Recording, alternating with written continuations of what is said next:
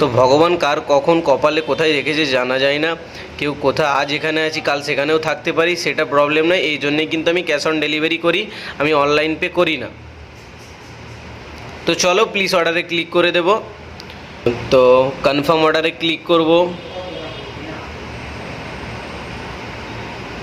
তো এই যে কনফার্ম হয়ে গেল আমার অর্ডারটি।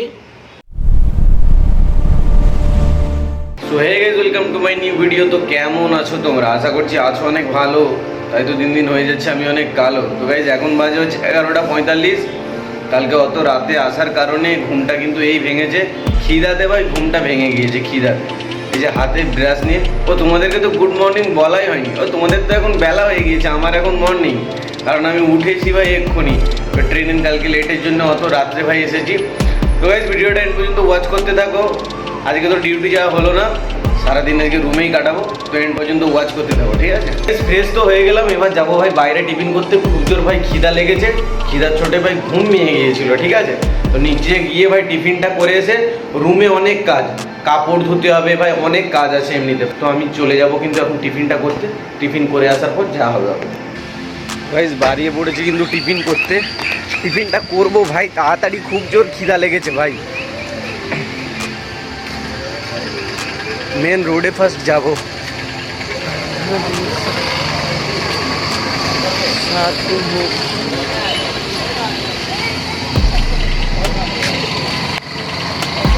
কত দূরে এখান থেকে? হ্যাঁ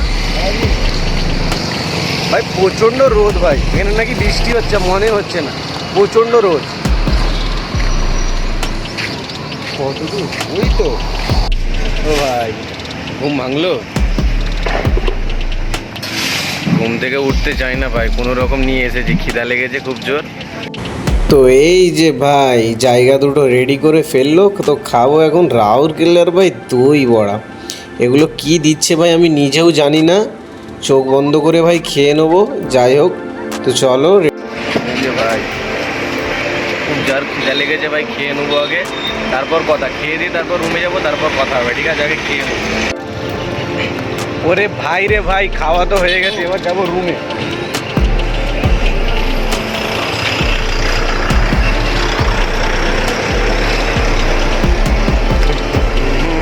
কোথাতে যাবো গো বলে পড়ি।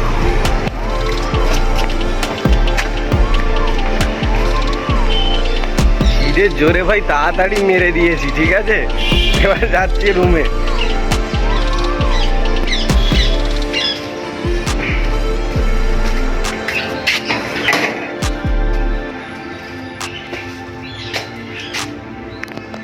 তো গাইস রান্না করে তো খেতে হবে দুপুরবেলা, তাই না?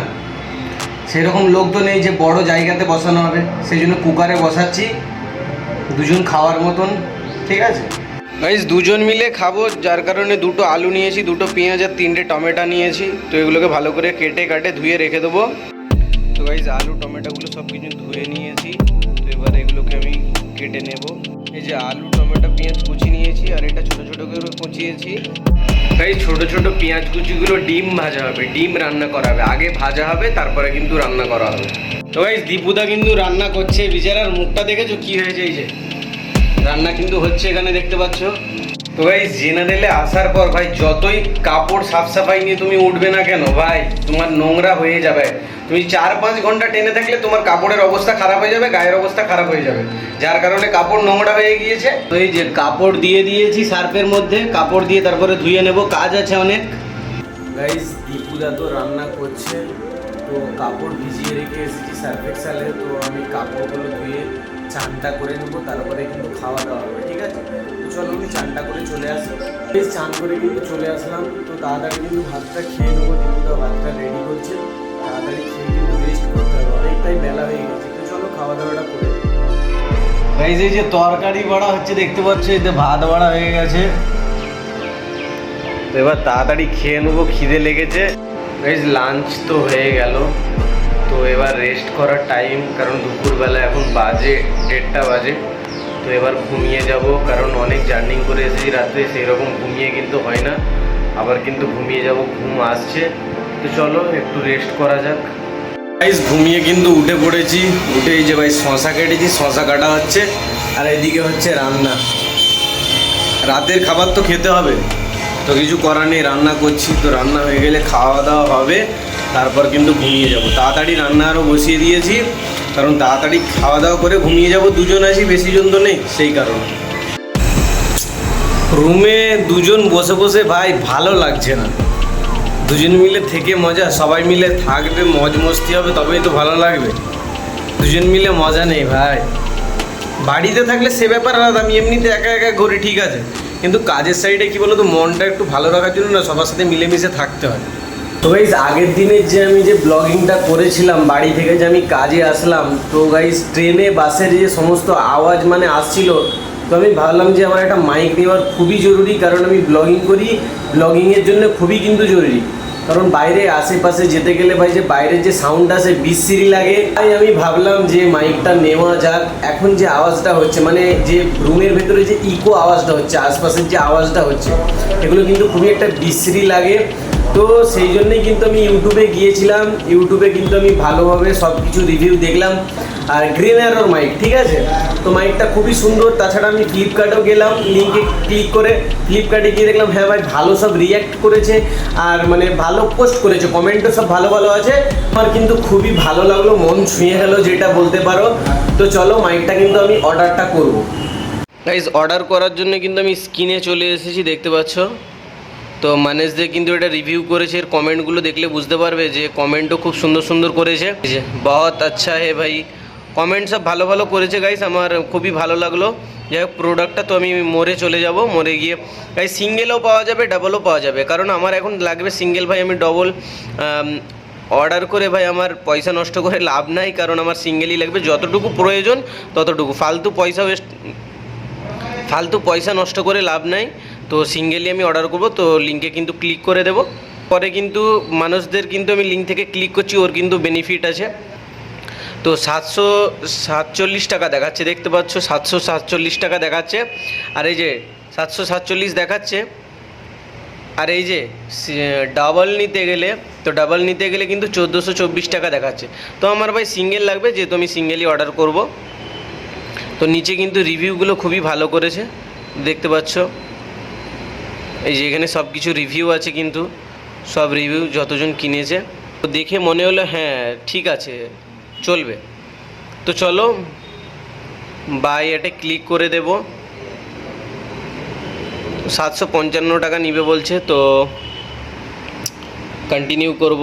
1 মিনিট, অ্যাড্রেসটা চেঞ্জ করব, আমার কাজের জায়গায় অ্যাড্রেস করে নেব, বাড়ির দেওয়া ছিল।